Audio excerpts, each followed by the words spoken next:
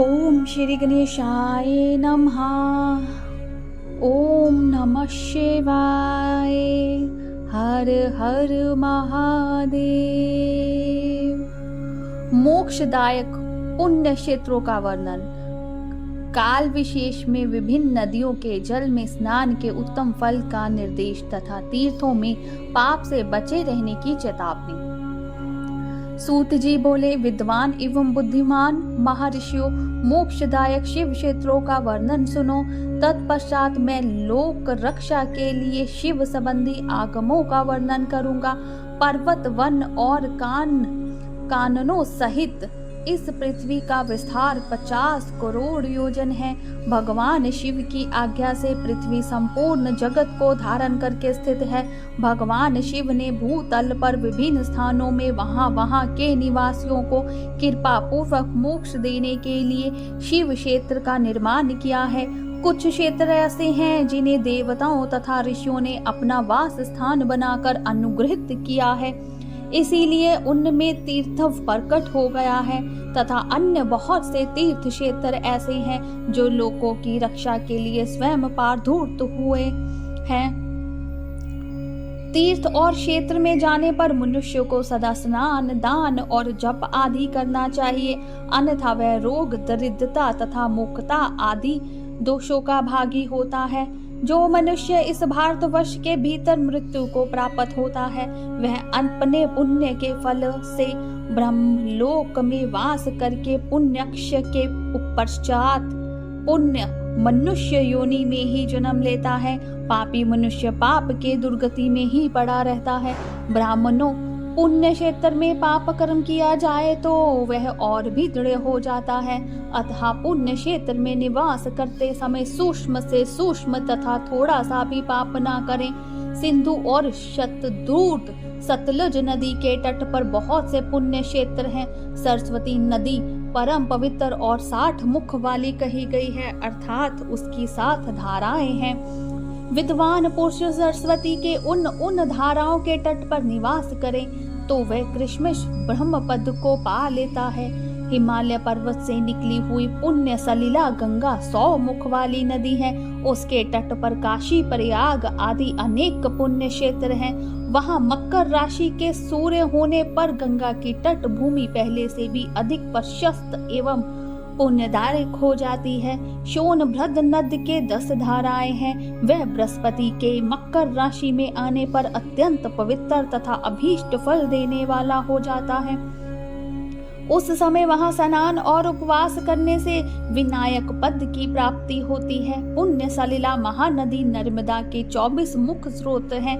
उनमें स्नान तथा उसके तट पर निवास करने से मनुष्य को वैष्णव पद की प्राप्ति होती है। तमसा के 12 तथा रेवा के 10 मुख हैं। परम पुण्यमयी गोदावरी के 21 मुख बताए गए हैं।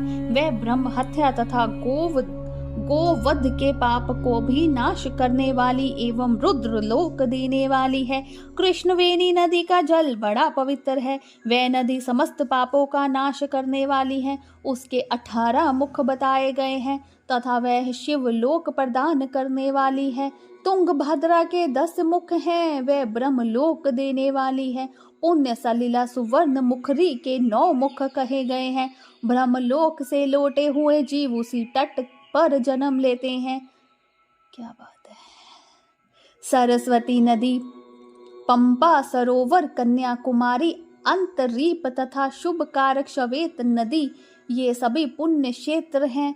इनके तट पर निवास करने से इंद्रलोक की प्राप्ति होती है। सहस्त्र पर्वत से निकली हुई महानदी कावेरी परम पुण्यमयी है। उसके 27 मुख बताए गए हैं।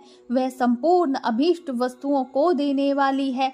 उसके तट पर स्वर्ग लोक की प्राप्ति कराने वाले तथा ब्रह्मा और विष्णु का पद देने वाले कावेरी के जो तट शैव क्षेत्र के अंतर्गत हैं, वह अभीष्ट फल देने के साथ ही शिवलोक प्रदान करने वाली भी है। नैमिषारण्य तथा बद्रिका श्रम में सूर्य और बृहस्पति के मेष राशि में आने पर यदि स्नान करें तो उस समय वहां किए हुए स्नान पूजन आदि को ब्रह्मलोक की प्राप्ति कराने वाला जानना चाहिए। सिंह और कर्क राशि में सूर्य की संक्रांति होने पर सिंधु नदी में किया हुआ स्नान तथा केदार तीर्थ के जल का पान एवं स्नान ज्ञानदायक माना गया है।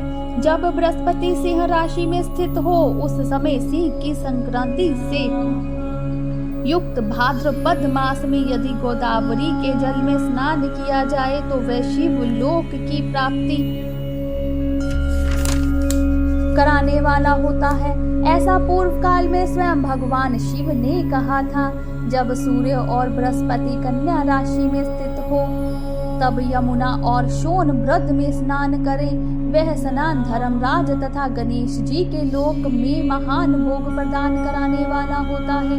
यह महर्षियों की मान्यता है। जब सूर्य और बृहस्पति तुला राशि में स्थित हो उस समय कावेरी नदी में स्नान करें। वह स्नान भगवान विष्णु के वचन को महिमा से संपूर्ण अभीष्ट वस्तुओं को देने वाला माना गया है। जब सूर्य और बृहस्पति वृश्चिका राशि पर आ जाए तब मार्गशीर्ष अगहन के महीने में नर्मदा में स्नान करने से श्री विष्णु लोक की प्राप्ति हो सकती है।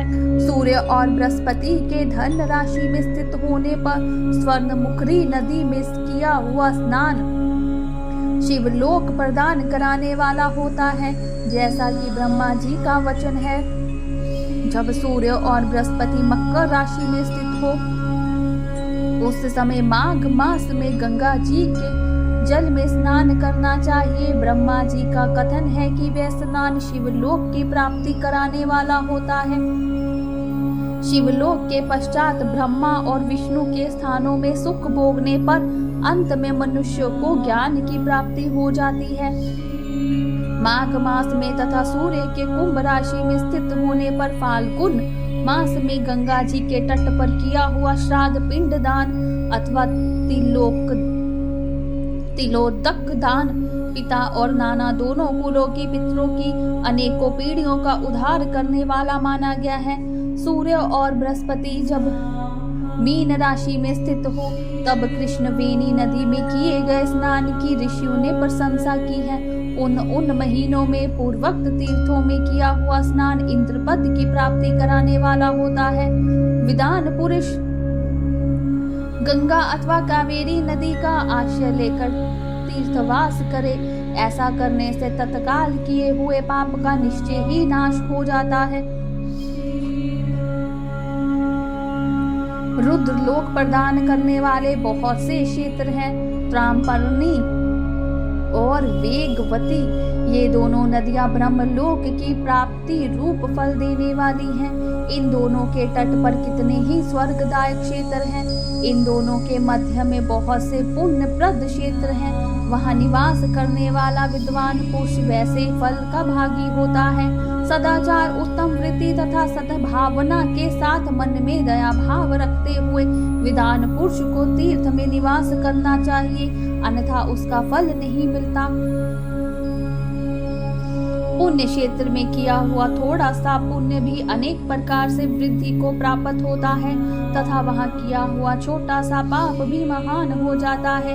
यदि पुण्य क्षेत्र में रहकर ही जीवन बिताने का निश्चय हो तो उस पुण्य संकल्प से उसका पहले का सारा पाप तत्काल नष्ट हो जाएगा, क्योंकि पुण्य को ऐश्वर्यदायक कहा गया है। ब्राह्मणों तीर्थवास जनित पुण्य कायक, वाचिक और मानसिक सारे पापों का नाश कर देता है।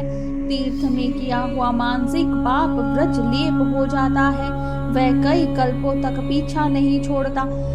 वैसा पाप केवल ध्यान से ही नष्ट होता है, अन्यथा नहीं। वाचिक पाप जप से तथा कायिक पाप शरीर को सुखाने जैसे कठोर तप से नष्ट होता है।